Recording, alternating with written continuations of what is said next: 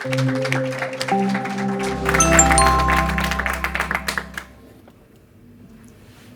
everyone.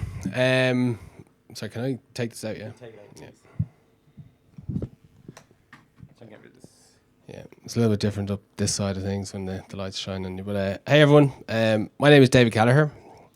Gonna try and make myself sound and tell a bit of story about myself and make it sound a little bit interesting. So this kills it. So it goes Sorry. back.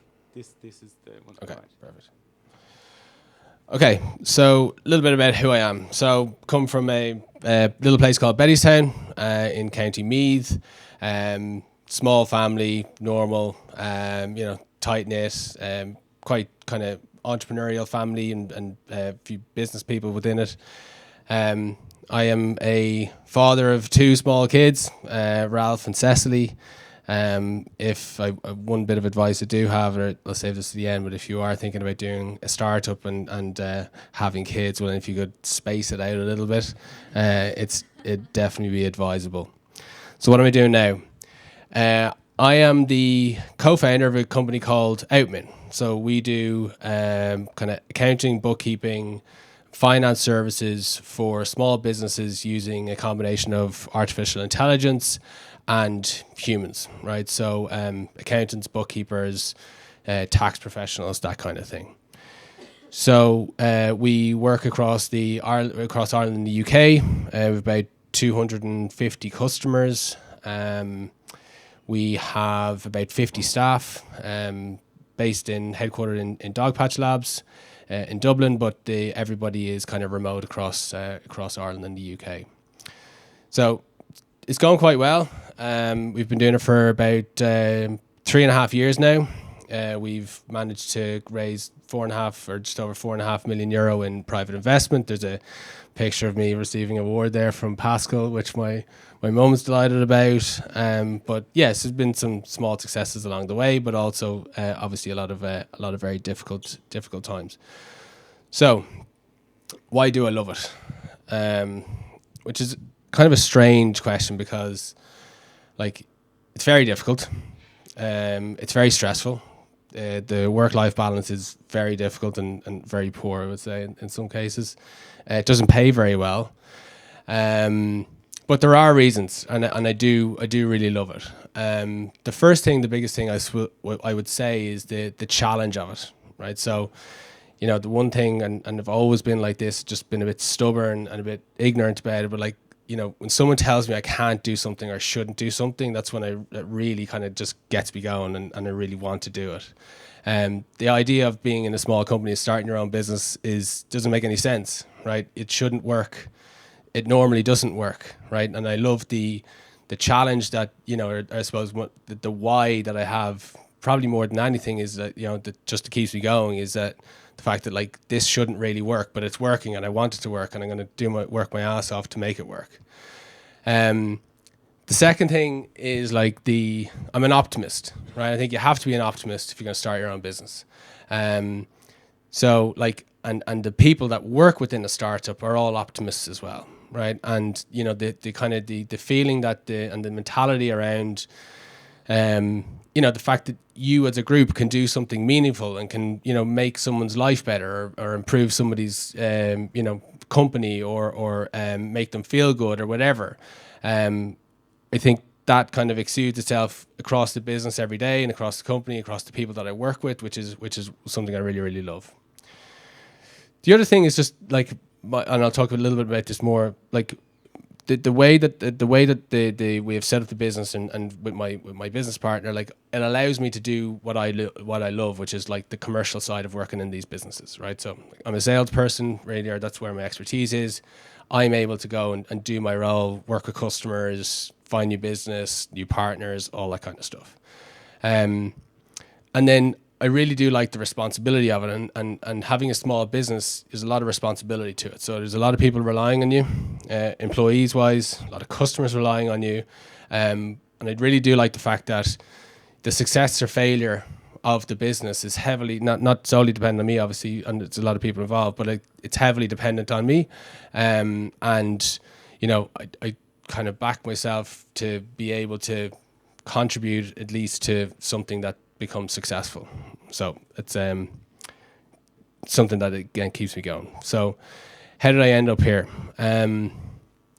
My background is in sales, as I said. I've been doing it for about 12 years. But, before that, when I was in my mid-20s or early 20s and I came out of college, like, I really didn't know what sales was. This is what I kind of thought, that this was, what sales, it was kind of a bit sleazy or greasy or whatever. I did a general business degree, no clue what I was going to do. The only kind of indicator, or the only thing that I ever did academically wise good in school was in sixth year, in the final year, on graduation day, I got the medal for business studies. So it's kind of like, okay, there's something good here, because I didn't certainly grades and anything else weren't any use. But my idea of kind of working in the business world was like, climbing a ladder in an insurance company, or working in a bank, or, working your way up, in a big corporate. And that's basically what I did. So in 2010, to hide the recession, myself and a group of my friends went to Canada, and I got a job in a Canadian bank. So after about 9 months, I was like, this is bullshit. Like, there has to be something better. Like, this is too slow. It's too boring. I wasn't a great student, as I said, and I hated doing like exams or studying or anything like that, but I was always ambitious. But I was also very impatient. So it's kind of like, well, if I'm going to be successful here, it's going to take me so long to get up this bloody corporate ladder, and I'm going to be told you're going to get a 10% pay rise in 2 years' time, whatever else. That was far too slow for me. So I decided I had to do something about it. So I was always quite a good networker, quite a good person getting out there, chatting to people. So did this kind of endlessly for a few months, and anyway, came across somebody who said, look, you should really try and get into sales. And then so I did that, and they happened to know somebody who was hiring, right? So I went for an interview one day with a guy who I subsequently has known as the Axeman, right? So what happened was he was a very successful businessman in Toronto who had a background in technology sales. He's a young enough guy, but he'd led sales in one of the big Canadian telecom companies. And anyway, I went in for an interview. I didn't know what sales was. He went in for to do like an assessment to see if I was any good at sales. And I sat there. It was the most awkward 45 minutes of my life, because I didn't know. It was an exercise, and it was honestly, I still think about it. It was so awful. And anyway, I obviously didn't get the job, and then so it was annoying me, and annoyed me for for a week, and then for 2 weeks, and I was like, what, fuck this. I rang him up, and I was like, Ian, that thing was bullshit, right? I didn't know what that was. You blindsided me, blah blah blah. And he's like, right, you've got the job, right? So for the next 4.5 years, I worked with about 16 different venture-backed startups across Toronto, helping them to, well, in conjunction with him, obviously, but helping them to streamline their sales, get their sales strategies right, their behaviors, the process, the people. But the big thing I learned from that, not alone just the sales skills, was that all these people were human. So all these people that, the media had put up in lights, that had been talking about themselves on social media or whatever, you read about them in the paper, I was seeing them from the inside out, and they were just human. They were, Ian would just tear them down from the knees and really bring them down to to a normal person, right? And you'd see the human side of them. So it kind of got me thinking, if these people can do this, then there's no reason I can't. So from then on, I suppose it kind of changed my perspective, that I wanted to either start my own business, or I wanted to get in at a very early stage with a startup. So I got back to Dublin at that stage. I am on the clock here, so I'm going to keep going quickly. Anyway, read about a company in a paper. I've been doing something kind of like one of my clients was in Canada. I cold called the CEO and started emailing him and whatever. He wasn't getting back to me. Kept going. met him one day, and I said, look, I know how to build your business. I was a naive 26 or 27-year-old. I did not know how to build this business, but in my view at that time, I did. And so anyway, he said he'd no money, but if he ever raised some money, he'd come back to me and he'd give me a job. So 8 months later, phone rang, and that was a company called Jobio. Some people here might know. So I started there. In my 3-month review, again, that bullish 26, 27-year-old thought he knew everything. I wasn't allowing them to review me. I was reviewing them. So I told them I told them what I thought everything was wrong with their business. I told them how they could fix it. I told them I was the person to fix it. So from that day on, I was the head of sales in the business, way more responsibility than I should have got at that age. But they trusted me.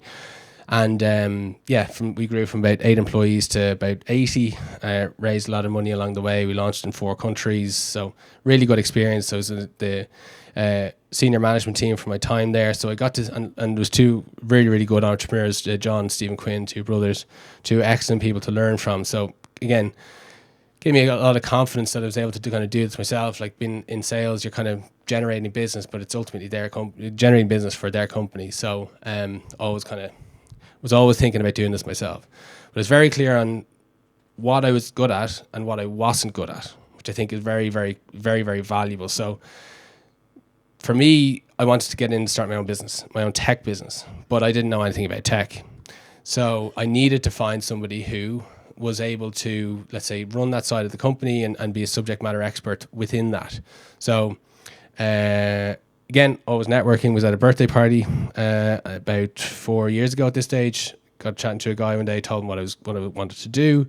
About 2 weeks later, he rang me, and his name is Ross. Someone here will know him. He rang me. He's like, "I've got an idea for a business. Would you like to come and do it with me?" And before, I actually didn't even know what he was talking about. Like, I didn't know what the business did really. Ross sometimes can, he's like very, very intelligent, and but I wasn't able to understand exactly what he was talking about. But I just said yes, and I just from that day on. Then 3 months later, we started the business ourselves, and that's where we are now. So, advice, not going to dwell on this, but like working hard is the, number. I know it's cliche, but like you can't get anywhere really without working hard. The belief in that you are the other people, or the people that the media or social media or whoever likes to big up and say, know it all. They don't know it all, right? They're all human. They're no better than you are. So, don't be afraid to give it a go yourself. If you're doing a startup tech business, especially, find a co-founder, because it is very, very difficult. And, even on the good days and the bad days, having somebody else there, it's also good to spread. There's things in the business that I simply, cannot, that Ross does that I simply cannot do. And there's things that I do that he can't do either. So, always good to, my belief, I'd never do this without a co-founder. And then this is just a quick screenshot from a thing where, it's a video that Obama did there recently enough, a couple of months ago. It's worth looking up, where it talks about like young people, and advice to young people who are taking ownership and taking responsibility. Like there's a lot of people who are very good at describing problems and analyzing bad situations and whatever. But what really gets people to stand out from the crowd is to, solve that problem and take ownership of that problem. And if you are a young person in a company, or for me, even as an employer, the first thing I think about when I'm looking at somebody across the table in an interview is like, can I give this person responsibility? Can they take something and just own it?